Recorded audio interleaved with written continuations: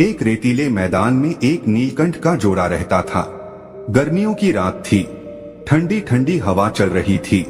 उस दिन नीलकंठ की पत्नी नीलकंठ से कहती है कि पिया जी आज नींद नहीं आ रही है, पता नहीं ऐसी क्या बात है, आप कोई ऐसी कहानी सुना दीजिए जिससे आज की रात कट जाए और मेरा मन हल्का हो जाए।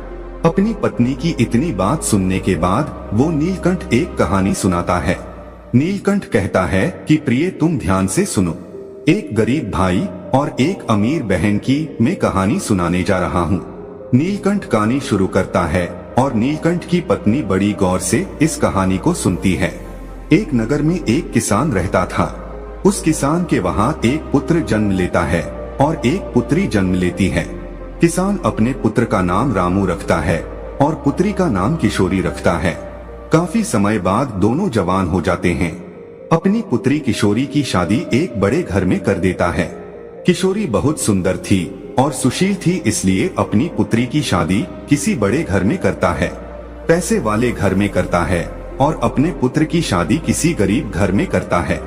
वो किसान भी बहुत गरीब था, इसलिए अपनी पुत्र की शादी अपने बराबरी वालों में करता है और पुत्री की शादी एक बड़े घर में कर देता है। उसके कुछ दिनों बाद वो किसान खत्म हो जाता है और किसान की पुत्री किशोरी बाई अपने ससुराल चली जाती है।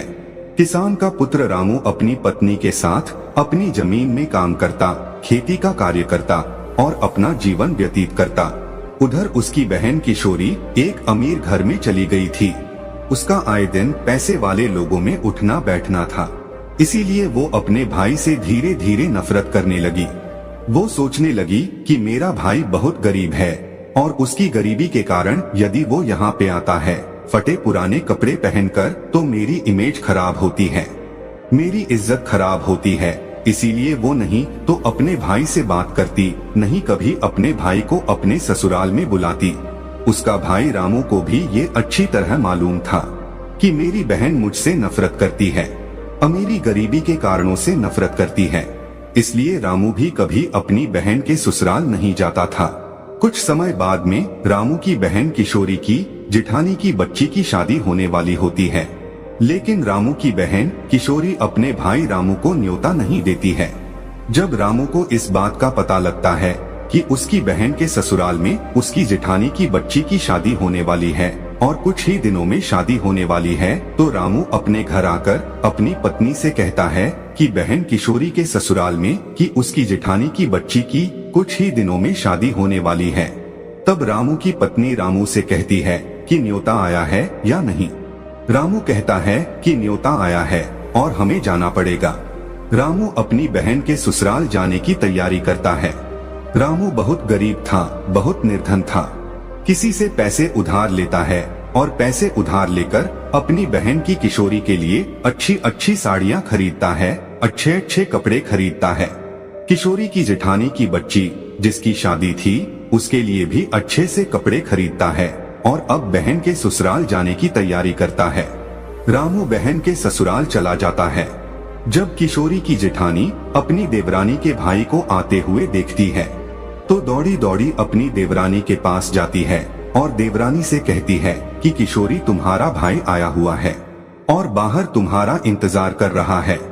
जब किशोरी अपनी जेठानी से कहती है कि मेरा भाई कैसे कपड़े पहना है, तो किशोरी की जेठानी कहती है कि तुम्हारा भाई फटे पुराने कपड़े पहन के आया है, मैले कुचैले कपड़े हैं।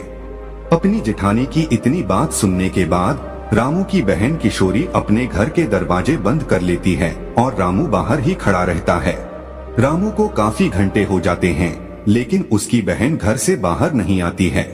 जब फिर से किशोरी की जेठानी को यह पता चलता है कि किशोरी का भाई अभी भी बाहर खड़ा है, वो फिर से अपनी देवरानी के पास जाती है और आवाज लगाती है, किशोरी दरवाजा खोल, तुम्हारा भाई अभी भी बाहर खड़ा है। बड़ी मुश्किल के बाद किशोरी अपना दरवाजा खोलती है और अपनी जेठानी से कहती है कि दीदी मैं बाहर नहीं जा सकती, तुम मेरे भाई को पिछले दरवाजे से अंदर ले आओ। किशोरी की जेठानी किशोरी के भाई को पिछले दरवाजे से मकान के अंदर ले आती है। जब रामू बड़े दिनों के बाद अपनी बहन किशोरी को देखता है तो आंखों से आंसू टपक जाते हैं और अपनी दुख भरी आवाज में कहने लगता है, अरे बहना, क्या तुम तुम्हारे भाई को भूल गई? लेकिन उसकी बहन किशोरी अपने भाई से कहती है कि तुम्हें यहाँ किसने बुलाया है? मैंने तो तुम्हें न्योता भी नहीं भिजवाया, फिर भी तुम बेशर्म यहाँ चले आए। और कहती है कि तुम्हारी तो कोई लाज शर्म है नहीं, तुम्हारी तो कोई इज्जत है नहीं। फटे पुराने कपड़े पहनकर मेरे घर पर चले आए। कम से कम मेरी इज्जत का तो ख्याल किया होता, कम से कम मेरे मान सम्मान का तो ख्याल किया होता। रामू की बहन किशोरी इतनी खरी खोटी अपने भाई को सुनाती है। रामू सिर नीचे करके अपनी बहन की पूरी बात सुनता रहता है, अपने मुख से एक लफ्ज तक नहीं निकालता। उसके बाद रामू की बहन किशोरी रामू को एक कमरे में ले जाती है और कमरे में ले जाकर के अपने भाई से कहती है कि तुम चुपचाप इस कमरे में बैठे रहो, अपने फटे पुराने मैले कुचैले कपड़े लेकर बाहर मत निकलना। जब तक मैं न कहूँ तब तक तुम इसी कमरे में बैठे रहना। रामू कहता है कि ठीक है दीदी, कोई बात नहीं, जैसा आप उचित समझे। यदि आप कह रही है इसी कमरे में बैठा रहूं, तो मैं इसी कमरे में बैठा रहूंगा। जब रामू की बहन किशोरी अपने भाई को कमरे में बिठा देती है और खुद बाहर निकल जाती है और बाहर से दरवाजा बंद कर देती है, अब रामू उस कमरे में बैठा रहता है। 3 दिन निकल जाते हैं, लेकिन किशोरी अपने भाई को कमरे से बाहर नहीं निकालती है। उधर रामू भूखा प्यासा उस कमरे में बैठा बैठा इंतजार करता है। उस कमरे में बैठे बैठे रामू की हालत खराब हो जाती है। वो बीमार हो जाता है क्योंकि 3 दिन से एक ही कमरे में बंद था, नहीं तो कुछ खाया न ही कुछ पिया, यहाँ तक उसको पानी तक नसीब नहीं हुआ। वो उसी कमरे में बंद रहता है। अंततः 3 दिन गुजरने के बाद रामू धीरे धीरे दरवाजे तक जाता है और दरवाजे के पास जाकर के अंदर से दरवाजा खटखटाने लग जाता है। जब रामू दरवाजा खटखटाता है तो बाहर से किशोरी की जेठानी उस दरवाजे की आवाज को सुनती है और वो देखने लगती है कि इस कमरे में ऐसा कौन बंद है जो दरवाजा खटखटा रहा है। तब किशोरी की जेठानी आकर के उस कमरे के दरवाजे को खोलती है तो देखती है कि उसकी देवरानी किशोरी का भाई अंदर बेसुध हालत में पड़ा हुआ है। किशोरी की जेठानी किशोरी के भाई को उस कमरे से बाहर निकाल देती है और कहती है कि तुम्हें इस कमरे में बंद किसने किया। अब वो मजबूर भाई, लाचार भाई रामू क्या कहता कि मेरी बहन ने ही मुझे इस कमरे में बंद किया है।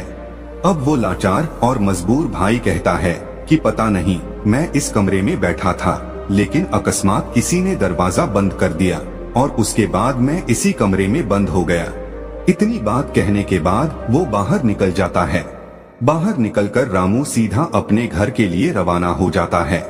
अब रामू रास्ते में रोता हुआ आता है, भूखा प्यासा अपनी बहन के घर का पानी तक नहीं पिया।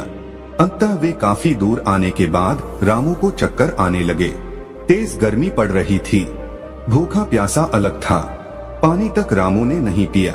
तब रामू को जोरदार चक्कर आने लगे। चक्कर खा करके और रामू गिरने लगा तो एक बूढ़ी माँ वहाँ पे आ जाती है और वो बूढ़ी माँ रामू को पकड़ लेती है।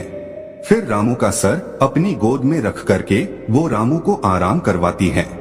तब रामू कुछ देर उस माँ की गोद में सर रख करके आराम करता है।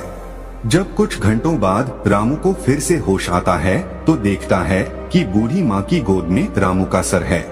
रामू खड़ा होता है, उस माँ को प्रणाम करता है, कहता है कि माँ तुम कौन हो। नीलकंठ इस बात को कह रहा है और नीलकंठ की पत्नी इस बात को बड़ी गौर से सुन रही है। नीलकंठ आगे कहता है कि ये जो बूढ़ी माँ है एक देवी माँ है। रामू की जो पत्नी थी वो देवी माँ की बहुत बड़ी भक्त है। वो रोज देवी माँ की बहुत तगड़ी भक्ति किया करती थी। इसलिए जब रामू चक्कर खा के गिरने लगा तो देवी माँ प्रकट होकर वो रामू को अपनी गोद में सर लेकर के सुला लेती है। जब रामू को होश आता है तो रामू देवी माँ को प्रणाम करता है। उसके बाद रामू देवी माँ को प्रणाम करके और वापस जाने लगता है। तभी वो देवी माँ बूढ़ी माँ कहती है कि बेटा कहाँ जा रहे हो और कहाँ से आ रहे हो। तब रामू कहता है कि माँ मैं अपनी बहन के ससुराल से आ रहा हूँ और मेरे घर को जा रहा हूँ। तो बूढ़ी माँ रामू से कहती है कि पुत्र तुम शादी से आ रहे हो, क्या अपनी बहन के वहाँ से कुछ लेके नहीं आए। रामू कहता है कि माँ अब आपसे क्या छुपाना, आपने मेरी प्राणों की रक्षा की है। तब रामू उस बूढ़ी माँ को वो पूरी घटना बताता है। वो बूढ़ी माँ पूरी घटना को सुनती है। पूरी घटना रामू बताता है। उसके बाद वो बूढ़ी माँ कहती है कि पुत्र तुम चिंता ना करो, यहाँ से कुछ ही दूरी पर मेरा एक बगीचा है, उस बगीचे में चलो। रामू उस बूढ़ी माँ के साथ उस बगीचे में जाता है। वो बूढ़ी माँ रामू से कहती है कि मेरे इस बगीचे में काफी मोटे मोटे तरबूज और ककड़ी हैं। इन तरबूज और ककड़ी को आप तोड़ लीजिए और तोड़ करके किसी थैले में डाल लो, और जब तुम्हारे बच्चे और तुम्हारी घरवाली ये पूछें कि तुम अपनी बहन के वहाँ से क्या लेके आए, तो तुम ये तरबूज और ककड़ी उनको दे देना और कह देना कि बहन ने ये भिजवाए हैं, तो तुम्हारी लाज रहेगी, तुम्हारा मान सम्मान बचा रहेगा। उस बूढ़ी माँ की इतनी बात सुनने के बाद रामू उस बूढ़ी माँ की बाड़ी में से, उस बूढ़ी माँ के बगीचे में से कुछ ककड़ियाँ और कुछ तरबूज तोड़ लेता है और तोड़ करके और कट्टे में भर के और वहाँ से रवाना हो जाता है। सीधा अपने घर को आता है।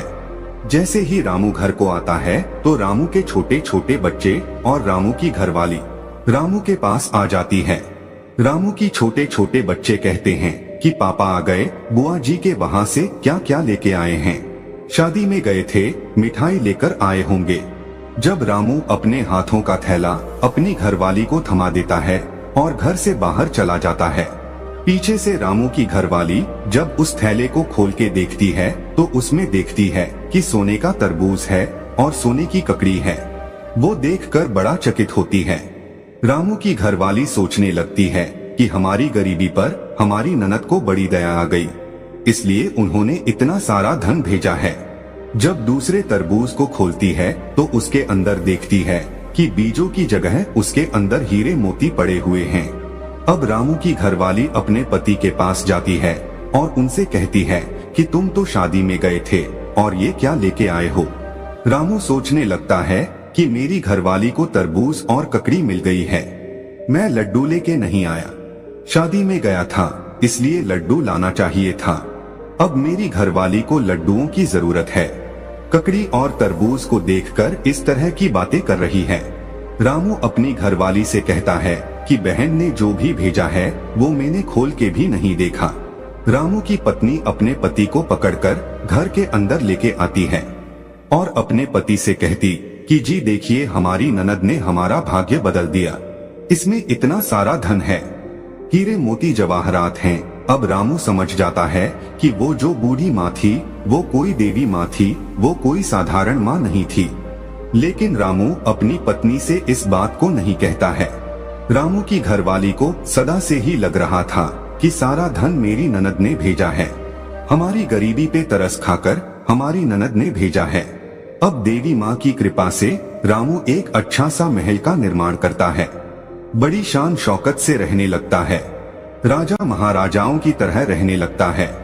जब रामू का महल तैयार हो गया, राजा महाराजाओं की जैसी शान शौकत हो गई, तब रामू की घरवाली रामू से कहती है कि देखो जी, अब अपनी ननद को अपने घर में लेके आओ, अपने पीहर में घूम जाएगी, उसको काफी वर्ष हो चुके हैं, इसलिए एक बार उसको जरूर लेके आओ। ननद की वजह से ही तो आज हमारे इतने बड़े मकान, इतनी बड़ी शान शौकत है। तब रामू अपनी पत्नी की इतनी बात सुनने के बाद रामू अपनी बहन को लेने के लिए जाता है और जाके अपनी बहन के उसी दरवाजे के सामने खड़ा हो जाता है जहां कुछ समय पहले खड़ा हुआ था, शादी के समय। जब रामू की बहन किशोरी की जेठानी को ये पता चलता है कि किशोरी का भाई आया हुआ है और ऐसा लग रहा है कि जैसे कहीं का कोई राजा महाराजा हो, तो वो अपनी देवरानी किशोरी से जाके कहती है कि किशोरी, तुम्हारा भाई आया हुआ है। अपनी जेठानी की इतनी बात सुनने के बाद किशोरी कहती है कि भिखारी मेरा भाई नहीं है, क्योंकि किशोरी हर बार उसको भिखारी समझ रही थी। लेकिन किशोरी की जेठानी कहती है कि भिखारी नहीं है, कोई राजा महाराजा है। पीछे 4 सिपाही खड़े हैं, रथ गाड़ी खड़ी है, जाके देख बाहर। जब रामू की बहन किशोरी अपनी झरोके से अपने भाई को देखती है और सोचने लगती है कि उसका भाग्य कैसे बदल गया, तब अपने कमरे से निकलकर अपने भाई के पास जाती है और भाई से कहती कि भाई, मुझे क्षमा कर दीजिए, मैंने बहुत बड़ा दुख दिया आपको।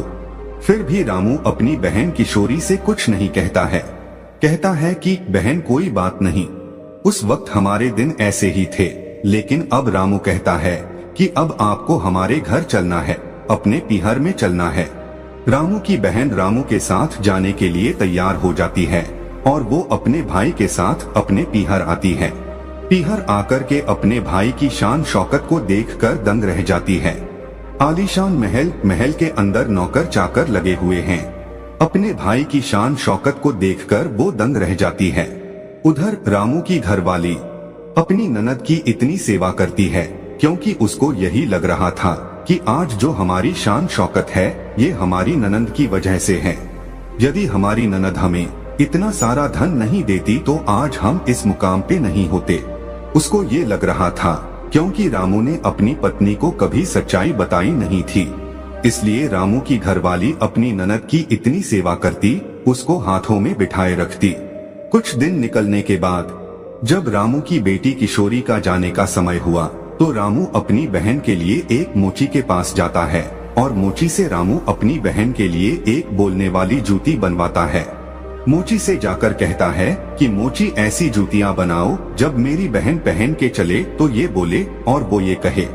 अब रामू उस मोची को ऐसी 8 बातें बताता है कि ये जूतियां जो आप बनाओगे ये 8 बातें बोलनी चाहिए।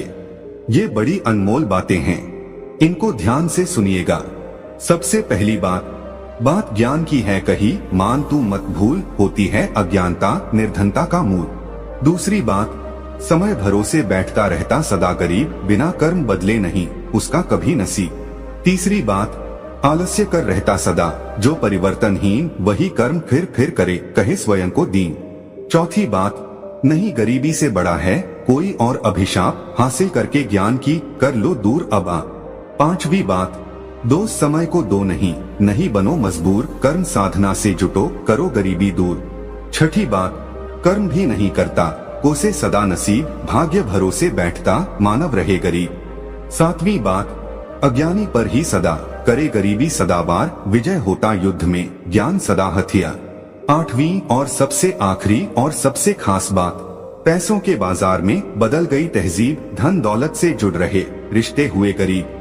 कि पैसों के बाजार में बदल गई तहजीब, धन दौलत से जुड़ रहे रिश्ते हुए गरीब। रामू मोची से कहता है कि मोची भाई ये 8 बातें बोलने वाली ऐसी जूतियां बना जिन्हें मेरी बहन पहनेगी, कि जब मेरी बहन इन जूतियों को पहनेगी और ये जूतियां ये 8 बातें ऐसी बोलेंगी जिनको मेरी बहन सुनेगी, और जब इन 8 बातों को वो सुनेगी तो अपनी गलती का पश्चाताप करेगी। रामू अपनी बहन के लिए हीरे मोती जड़ी सोने चांदी की जूतियां बनवाता है और ला करके अपनी बहन को देता है और कहता है कि लो बहन ये जूतियां लो और अब आप आराम से जाइए, अपना ख्याल रखिएगा। रामू अपनी बहन को हंसी खुशी अपने घर से विदा करता है। अब रामू की बहन सोने चांदी हीरे मोती जड़ी जूतियों को बैग में रख करके अपने घर ले जाती है और घर ले जाकर के अपनी जेठानी, अपनी देवरानी, अपनी सास ससुर को वो जूतियां दिखाती है और कहती कि देखो मेरे भाई ने मुझे सोने चांदी हीरे मोती जड़ी हुई जूतियां दी हैं। जब किशोरी का ससुर कहता है कि तेरे भाई ने ये जूतियां दी है तो इनको पहन के तो दिखा। जब रामू की बहन किशोरी अपने भाई की दी हुई जूतियों को पहनती है तो वो जूतियां बोलने लगती है और वो जूतियां कहने लगती है कि पैसों के बाजार में बदल गई तहजीब, धन दौलत से जुड़ रहे रिश्ते हुए गरीब। इस तरह की ये पूरी 8 बातें बोलती हैं। जब जूतियां ये पूरी 8 बातें बोलती हैं, जब भी रामू की बहन एक कदम धरती और जूतियां बोलने लगती, जब भी एक कदम आगे रखती और फिर से जूतियां बोलने लगती। इसी तरीके से पूरी 8 बातें जूतियां बोलती हैं। किशोरी के पूरे ससुराल वाले जब जूती बोलती तो जूतियों की बात को सुनते। अब उनका सर नीचे को झुक गया, उनका पैसों का घमंड टूट गया। जो किशोरी की बहन अपने भाई को तक नहीं बुलाती थी, अपने भाई के साथ इतना दुर्व्यवहार किया, वह अपनी शर्म से डूब मर गई। उसके बाद धीरे धीरे उनका पतन होना शुरू हुआ और धीरे धीरे वो लोग इतने गरीब हो गए कि उनको खाने तक के दाने नहीं रहे। एक समय ऐसा आ गया था कि उसी बहन को अपने भाई के द्वार पे आकर के और भीख मांगनी पड़ी और अपने भाई से कहना पड़ा कि भाई अब हमारी सहायता कर दीजिए। उस मैया के आशीर्वाद से, देवी माँ के आशीर्वाद से वो रामू अपनी बहन की सहायता करता है और अपनी बहन को अपने ही महल में रखने की कोशिश करता है और अपनी महल में जगह देता है। कहता है कि बहन, तेरे लिए मेरे दरवाजे सदा खुले हैं, तेरे लिए मेरे दरवाजे कभी बंद नहीं हो सकते।